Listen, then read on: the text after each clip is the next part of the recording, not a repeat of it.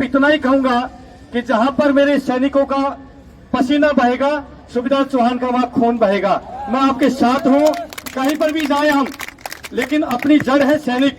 और सैनिक सारे के सारे जितने भी देश में सैनिक हैं, मैं हाथ जोड़कर अपील करना चाहता हूं, 6 तारीख को जब वार मेमोरियल पर हो, जो आज यहां पर नहीं पहुंच पाए, पूरी ताकत के साथ, पूरी हिम्मत के साथ आप लोगों से अपील है, जितने बैठे हैं, अगर आप सारे के सारे कोशिश करें। मेरे गांव से, अकेले गांव से 9 आदमी आए हैं।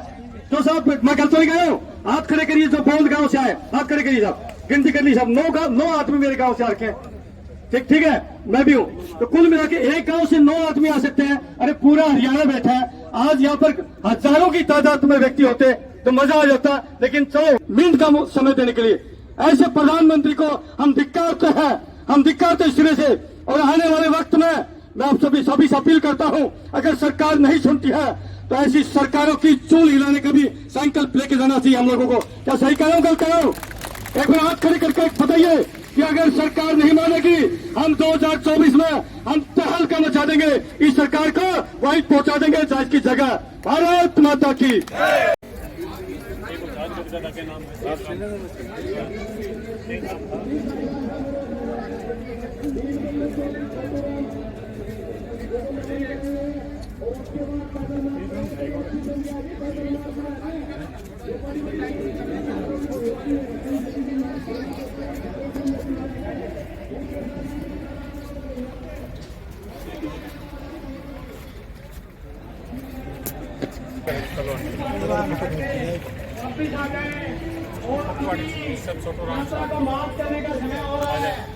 छोटू राम धाम श्यापला से आप देख रहे हो पूर्व सैनिक अपने तिरंगे झंडों के साथ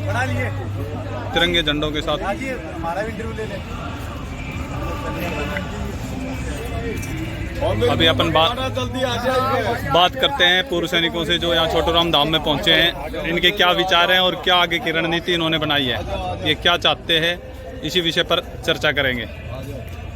हाँ नेत्रपाल जी, आप भिवानी से छोटू राम धाम श्यापला में आए हैं, तो आप किस रणनीति और क्या आपकी प्लानिंग आगे की, क्या करेंगे? सबसे पहले तो आप सभी को मेरी तरफ से जय हिंद। मैं Netrapal retired air force as a sergeant के पद से रिटायर हुआ था। जैसे कि आपको पता है कि ओआरओपी आज का विषय नहीं है, काफ़ी सालों पुरानी है। मोदी सरकार हमारे सैनिकों के कंधे पे बंदूक रख करके जो कुर्सी ग्रहण की थी, वहाँ पर उन्होंने एक दाग का काम किया है। और 2013 से जो बोला गया था वो आज तक हमारी बात को मोदी जी ने समझानी है, बीजेपी सरकार ने समझानी है, और हम अब उसी विसंगति के लिए यहाँ पे इकट्ठा हुए हैं। आज सापड़ा के अंदर एक ऐसी दरा है जहाँ पर हमेशा एक सर छोटू राम जैसे वीर सपूत पैदा हुए हैं, उन्हीं के नाम से इस दरा का एक पूजनीय स्थान बताया गया है।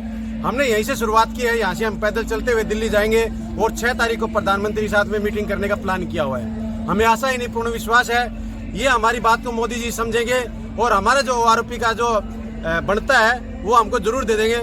यदि उन्होंने ऐसा नहीं किया तो भारत सरकार को खुली चेतावनी सैनिकों की तरफ से, जिस तरह से 2013 में हम ला सकते हैं, 14 में ला सकते हैं, तो 2024 में उनको गिरा भी सकते हैं। ये खुली चुनौती सैनिकों की तरफ से भारत सरकार को रहेगी। हर बार पूर्व सैनिक बोलता है कि गिरा सकते हैं, लेकिन देश बोल रहा है कि भाजपा के अलावा, मोदी के अलावा विकल्प ही नहीं है। हमारा यहाँ पर विकल्प का क्या? हमारा कोई यहाँ पर राजनीतिक स्टंट नहीं है। हमने तो किसी पार्टी से बंधे हुए हैं, न कि किसी का आराम का खाते हैं। भूतपूर्व सैनिक 20 साल, 35 साल, 40 साल जॉब करके आता है और देश की सेवा करके आता है। ये लोग 2 साल सेवा करते हैं, 2 दिन के एमएलए एमपी बनते हैं और अपनी पेंशन को बढ़ा लेते हैं। ऐसी विसंगति जो इन लोगों ने पैदा कर रखी है, लोगों को जो बांट रखा है, एमपी एमएलए को भगवान बना रखा है। हम खुलेआम से चैलेंज देते हैं, ऐसे एमपी एमएलए को धराशायी कर देंगे, चाहे हरियाणा सरकार हो चाहे भारत सरकार हो। सैनिकों की आवाज को यदि नहीं सुना गया तो भारत सरकार का काबिलियत भुगतना पड़ेगा।